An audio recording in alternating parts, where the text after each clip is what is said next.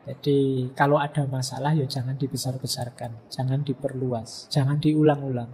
Sudah tahu kalau menggunakan kalimat itu temanmu sakit hati, tersinggung, ya jangan diulang-ulang ngomong seperti itu terus.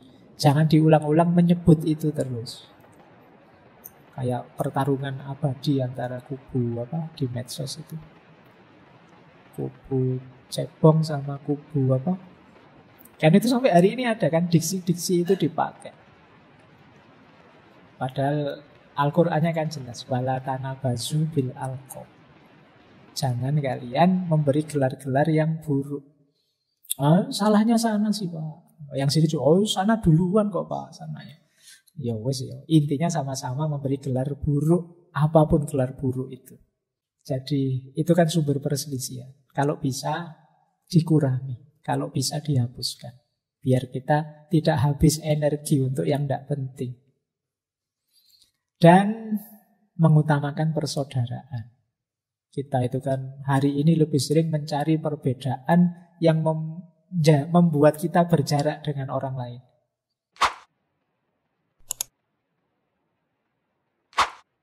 Sekarang kita mulai adab.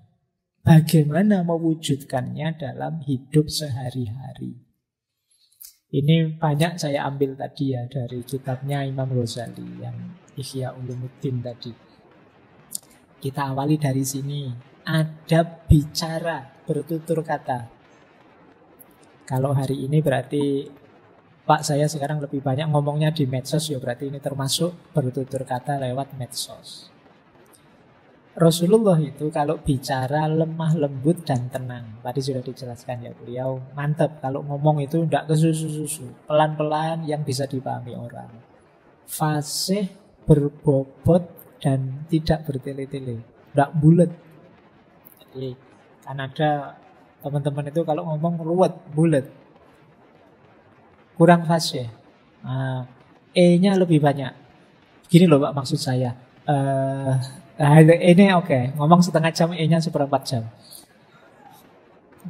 Latihan yang ngomong yang to the point, berbobot, tidak bulat, tidak bertele-tele. Tidak apa-apa. Kalau memang bisa disampaikan dengan 1-2 kalimat, ya 1-2 kalimat saja. Tidak harus dipanjang-panjangkan. Pak ini kulutum ya Pak, saya baru dapat 1 menit, materinya habis. Ya kalau materinya habis ya salam saja. Insya Allah jamaahmu lebih senang. Iya, tidak usah khawatir. Justru mereka gelisah kalau terlalu panjang. Terlalu pendek tidak masalah. Tapi kan judulnya kultum Pak, masa cuma 3 menit. Ya tidak apa-apa, nanti T-nya bukan 7 menit tapi 3 menit. Jadi tidak apa-apa. To the point, tidak bulat. Daripada kamu muter-muter nanti jamaahnya malah bingung. Iki tadi ngomong apa ya? Coba tadi kamu ngomong cuma 1 kalimat. Mereka biasanya mungkin ingat. Begitu kultum kalian bilang, mari kita tidak ngomong jelek di medsos. Assalamualaikum warahmatullahi wabarakatuh. Nah itu pulang mesti ingat ya, kalimat kan hafal. Tapi kalau kamu ngomongnya 7 menit beneran itu ya tolak-tolak tadi ngomong apa. Kemudian Rasulullah itu kalau ngomong jelas dan mudah diingat, siapa yang mendengarkan kata-kata beliau mudah mengingatnya. Makanya hadis itu mudah sekali dihafalkan. Sastranya Rasulullah sudah sangat tinggi sehingga mudah hafal. Nah itu gaya ngomong yang to the point, tidak bertele-tele, fasih. Jadi orang mudah hafal. Kalau kita bulat ya orang susah menghafalkannya. Kemudian selalu tersenyum tadi ya. Kalau ngomong jangan sambil merengut, jangan senyum. Orang jadi lebih mudah menerima. Orang merasa diterima. Kemudian Rasulullah tidak pernah mengutuk atau menghina orang. Nanti ada hadisnya yang beliau bilang, aku diutus tidak sebagai pengutuk, tetapi untuk menyebarkan kasih sayang. Jadi kalau ingin mengikuti sunnahnya Rasulullah, jangan mengutuk orang, menghina orang. Tidak suka dengan orang manusiawi, tidak setuju dengan orang biasa. Tapi jangan dikutuk. Apalagi dikutuk di depan orang banyak, dilaknat di depan orang banyak. Ini tidak dicontohkan oleh para ulama, juga oleh Rasulullah. Kemudian kadang bergurau, tapi tidak bohong, tidak berdusta. Kata Imam Ghazali, bergurau tidak berdusta itu tidak bikin-bikin, tidak ngarang-ngarang cerita biar lucu terus biar temannya tertawa. Tidak. Yo, kalian kan tidak harus begitu. Jadi ada banyak orang hidupmu yang biasa saja kamu tidak bohong sudah lucu kok, tidak usah khawatir. Tidak usah ngarang-ngarang yang aneh-aneh. Jadi malah jatuhnya bohong. Ceritakan saja apa adanya. Tidak usah dibumbu-bumbui yang bohong untuk mancing ketawa. Kadang-kadang untuk buat orang ketawa itu bukan materinya kan. Gayamu ngomong saja sudah bisa bikin orang ketawa. Saya kemarin itu diskusi tentang Hatta. Saya baru dari Bukit Tinggi itu. Jadi Pak Hatta itu tidak bisa guyon sama sekali. Orangnya serius, tapi justru karena seriusnya itu terus jadi lucu. Teman-temannya terus jadi ketawa. Dia tidak perlu ngelucu, dia cukup dengan gayanya yang serius itu, teman-temannya yang lain itu malah ketawa. Kayak kalian misalnya ada temanmu ngomong tapi kakunya luar biasa, seriusnya luar biasa, kan kalian kadang malah ketawa lucu. Jadi seriusnya malah jadi lucu. Jadi tidak harus kok untuk membuat orang tertawa itu kalian ngarang cerita-cerita bohong. Rasulullah tertawa ya tertawa, tapi tidak sampai terbahak-bahak. Terbahak-bahak itu keras dan lama. Jadi ketawa yang panjang sekali diulang-ulang dan tidak selesai-selesai. Tidak begitu. Kalau sudah selesai ketawa ya sudah. Jangan terus-terusan tertawa. Apalagi kalau terus-terusan terbahak-bahak itu bisa ke UGD nanti kalian. Secukupnya saja ketawa ya sudah. Terus dasarnya hidup itu diam. Jadi ingat ya, bukan saya itu yo dasarnya hidup itu ngomong. Nanti kalau sudah kehabisan bahan baru diam. Tidak begitu. Dasarnya diam. Tapi kalau ada yang penting diomongkan. Jadi diingat-ingat ini ya. Kadang-kadang kita itu kalau ketemu teman, ketemu siapa itu kan pakai rumus dasarnya harus ngomong ini. Kalau tidak ngomong nanti tidak dianggap ramah, tidak dianggap rame. Akhirnya ngarang-ngarang cerita, nyari-nyari bahan yang tidak perlu. Sebenarnya dasarnya diam. Kalau ada yang penting ditanyakan. Jadi Rasulullah itu lebih banyak diam. Bahkan beliau lebih suka mendengarkan orang bicara. Jadi kalau kita kan tidak betah dengar orang ngomong. Kadang kita dengar teman kita curhat saja, dia baru ngomong satu kalimat, kita nasihatnya sudah 3 paragraf. Kita kesusu ingin menasihati dia. Kita tidak betah kalau ada teman kita ngomong. Kalau Rasulullah, beliau pendengar yang baik, mampu menyimak pembicaraan orang lain. Dan memang beliau tidak bicara kalau tidak ada keperluan. Bicara ya kalau pas ada perlunya saja. Kita lanjutkan. Jadi ini diingat-ingat. Oh ini gayanya Rasulullah dalam bertutur kata. Nah, ini adabnya Rasulullah kalau ada masalah. Kita hari ini kan penuh masalah, banyak masalah. Yang pertama beliau itu prinsipnya tetap adil ya. Adil itu yang salah ya diputus salah. Tidak mentang-mentang teman, mentang-mentang sahabat, mentang-mentang satu agama, enggak. Adil. Jadi kalau salah ya salah. Meskipun orang Yahudi kalau benar ya dibenarkan. Kalau salah ya disalahkan. Itu namanya adil. Yang kedua, menghindari suudzon, prasangka buruk. Jadi ini kalau hukum berarti praduga tak bersalah. Jangan nuduh dulu, jangan menyalahkan dulu sebelum ada buktinya. Jadi kalau ada masalah, hindari prasangka buruk. Nah, berarti tidak kritis Pak, tetap kritis. Tapi jangan mutus dulu sebelum meneliti. Nah itu kayaknya Rasulullah. Kemudian menghormati kebenaran dan ilmu. Banyak kan orang itu yang tidak menghargai kebenaran. Pokoknya menurut saya begini. Loh ini loh ada fakta begini. Tidak, saya tidak mau tahu fakta itu. Yang penting ini namanya tidak menghargai kebenaran. Kadang-kadang kita itu kalau sudah punya perspektif, ada beda fakta dengan perspektif kita tidak mau menerima fakta ini. Padahal faktanya jelas loh. Ini namanya tidak mau menghargai kebenaran. Karena sudah terlanjur menganggap bahwa ini adalah merusak peradaban, ketika orang bilang, loh ini ada manfaatnya juga loh, HP ini ada manfaatnya. Kita enggak, pokoknya ini harus merusak. Nah, ini namanya tidak menghormati kebenaran. Kalau Rasulullah ya menghargai, menghormati. Kalau orang membawa fakta, membawa data, mengadu apa, dan lain sebagainya. Yang ketiga, mengurangi sumber perselisihan. Jadi kalau ada masalah ya jangan dibesar-besarkan, jangan diperluas, jangan diulang-ulang. Sudah tahu kalau menggunakan kalimat itu temanmu sakit hati, tersinggung, ya jangan diulang-ulang ngomong seperti itu terus. Jangan diulang-ulang menyebut itu terus. Kayak pertarungan abadi antara kubu apa di medsos itu. Kubu cebong sama kubu apa?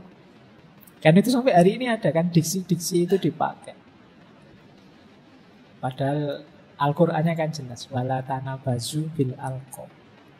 Jangan kalian memberi gelar-gelar yang buruk. Salahnya sana sih Pak. Yang sini sana duluan kok Pak sananya. Ya wes ya. Intinya sama-sama memberi gelar buruk, apapun gelar buruk itu. Jadi itu kan sumber perselisihan. Kalau bisa dikurangi, kalau bisa dihapuskan, biar kita tidak habis energi untuk yang tidak penting. Dan mengutamakan persaudaraan. Kita itu kan hari ini lebih sering mencari perbedaan yang membuat kita berjarak dengan orang lain. Ketemu teman misalnya, itu ngecek, ini teman ini agamanya apa ya? Oh, sama Islamnya kok. Tapi Islamnya NU kok Muhammadiyah. Oh, Muhammadiyah. Muhammadiyah yang garis lurus atau garis lucu? Oh, itu garis anu. Jadi yang dicari bedanya terus. Untuk menegaskan bahwa aku dan kamu berbeda. Mbok ya sudah, kita ambil yang persaudaraan level paling universal saja. Aku manusia, dia manusia. Itu kan lebih luas. Tidak perlu kamu kejar identitas detail sampai mana. Paling tidak kita sama-sama manusia kok dengan dia. Nah ini dulu dipraktekkan oleh Rasulullah. Jadi mengutamakan persaudaraan. Ya, persaudaraan itu ada ukhuwah Islamiyah, ada ukhuwah insaniyah, ukhuwah basyariyah. Baik, jadi ini kalau ada masalah kalian ingin ingat rumusnya ya dari Rasulullah. Adil, jangan prasangka buruk, terbukalah untuk menerima kebenaran, kurangi sumber-sumber konflik, dan utamakan persaudaraan. Ini akan mencerahkan hidup kita. Lanjut. Nah ini menarik. Ini asli saya ambil dari Ihya. Adab Rasulullah bertetangga. Yang pertama apa? Ya sesama Muslim memberi salam. Tidak usah nunggu yang lain mengucap salam. Kalau bisa kita duluan mengucap salam. Rasulullah itu selalu mendahului mengucap salam.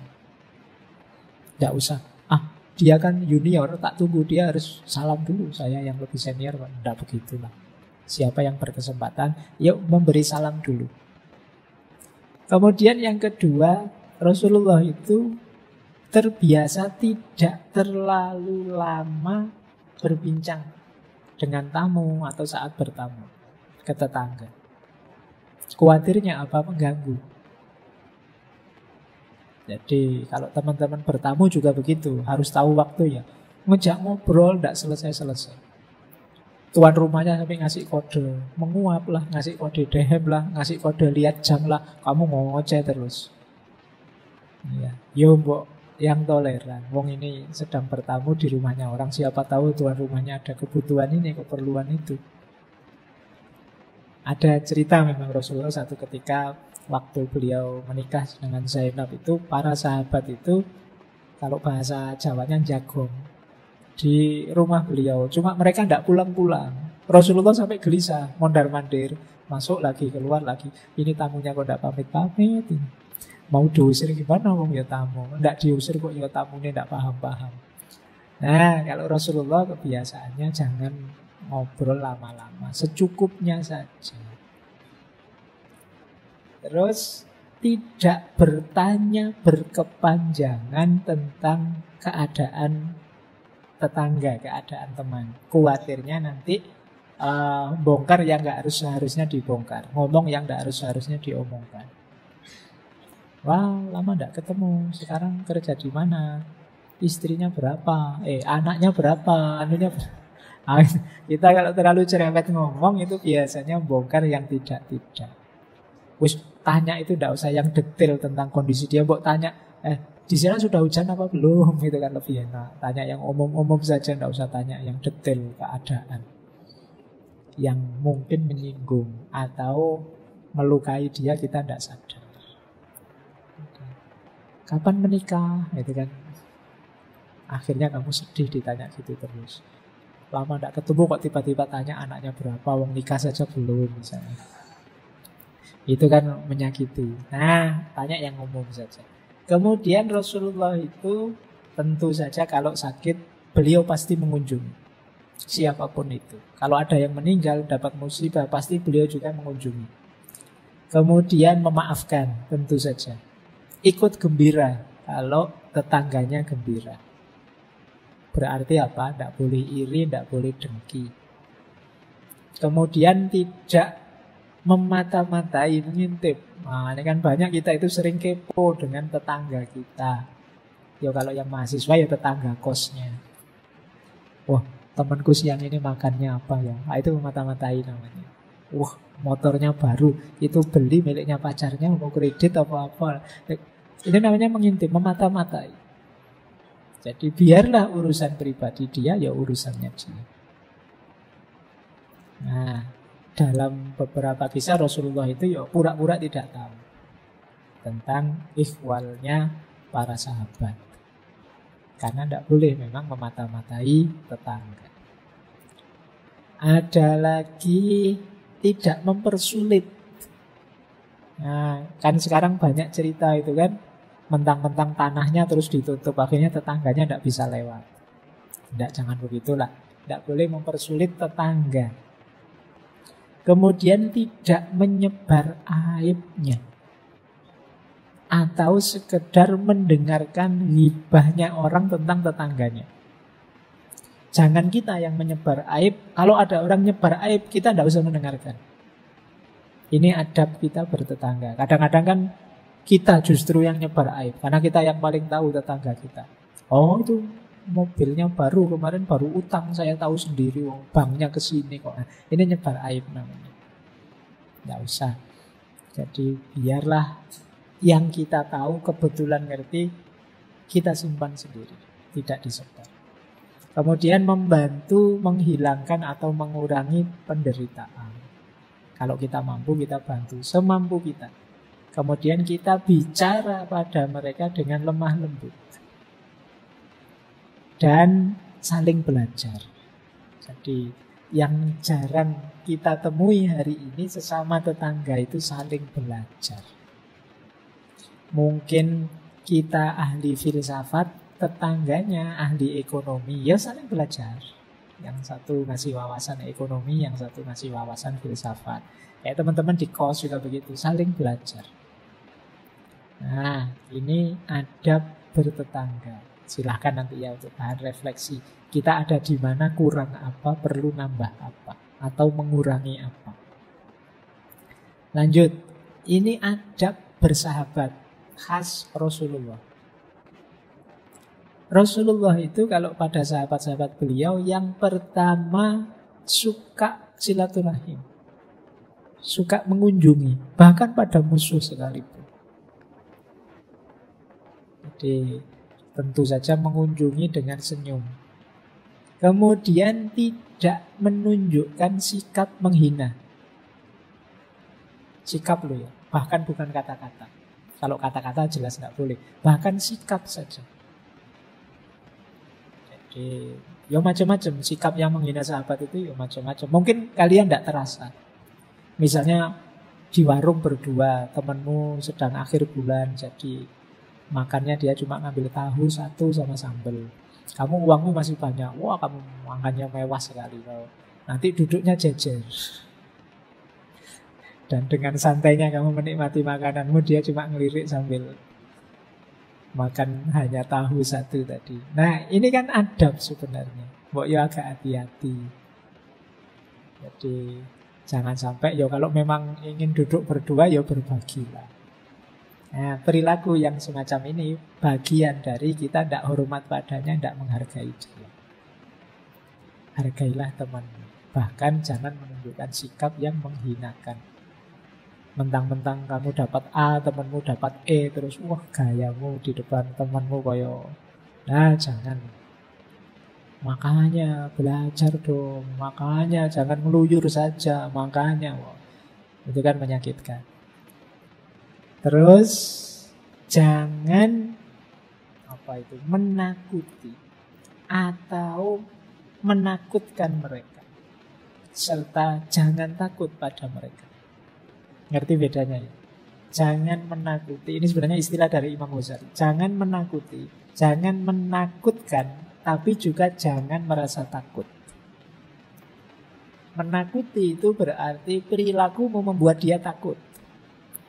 Menakutkan itu kamu menceritakan, mengatakan sesuatu untuk membuat dia takut pada entah apa. Itu menakutkan. Jangan datang ke sana, nanti kamu dibantai loh, itu menakutkan. Ada lagi, jangan merasa takut. Kita sendiri juga jangan merasa takut. Kalau Islam itu kan prinsipnya unsur akhoka dzaliman au madluman. Jangan sampai ada yang zalim, juga jangan membiarkan dirimu dizalimi. Jadi dua-duanya harus bersih. Tidak ada kezaliman, tidak ada kemadluman. Kemudian muliakan mereka, jangan sombong. Hormati mereka, tapi jangan rendah diri di hadapan mereka. Berarti apa? Tetap harus setara dengan sahabat itu. Jangan ada tinggi rendah.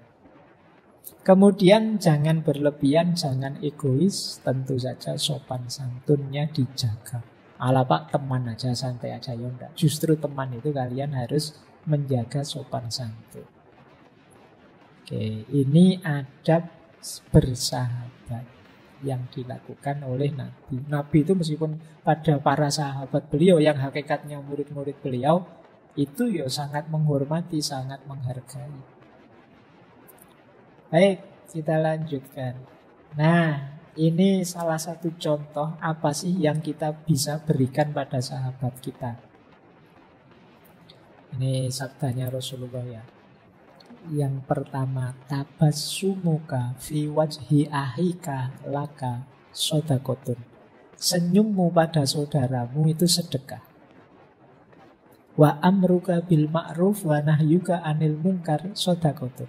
Engkau menganjurkan dia melakukan yang ma'ruf dan melarang dia melakukan yang mungkar, itu juga sedekah. Kok punya teman kos malam-malam keluar mau kemana mas? Mau ngelitih misalnya. Mbok jangan. Ya, terus kamu larang, "Mbok jangan mas, nanti ayo di kamar sini aja yuk, kita main catur apa-apa, kalau memang bosen apa ngopi kemana." Nah ini sedekahmu pada dia. Wa irsyadukar rajula fi ardi dhalali laka sedekah. Dan kalau ada orang tersesat kemudian engkau tunjukkan jalan, itu ya sedekah. Wa basaruka lirrijalir rodi'il basar laka sodakotun. Bahkan kalau ada orang buta kok terus kita tuntun, itu juga sodako. Bahkan wa imatotukal hajar wa syaukah wal agam anitorik laka sodakotun. Dan kalau engkau menyingkirkan batu, duri, tulang dari jalan, itu ya sodako. Jadi kalau kok tiba-tiba lihat pengumuman di TV, wah ada yang sedekah sekian miliar, ada yang sedekah, saya mau sedekah apa ya Pak, tidak punya uang. Kamu keluar ke jalan, bersihin batu-batu, bersihin duri-duri, itu ya sedekah. Atau yes, kamu cari teman-temanmu terus kamu senyum-senyum di depannya. Ngapain kok senyum-senyum, sedekah. Karena saya tidak punya uang maka sedekah. Jadi kalau pas lagi Jumat itu kok lupa bawa uang, kotaan lewat. Nah, enggak bawa uang ini, kamu senyumin aja. Nah itu, ya itu sedekahnya. Baik, lanjut ya. Wa ifrohuka min dalwika fi dalwi akhika laka sodakotu. Jadi engkau menuangkan air dari embermu ke ember saudaramu juga sedekah. Kamu ditraktir teman misalnya ngopi bareng-bareng. Wah, dikasih kopi sak teko, dibeliin kopi sak teko.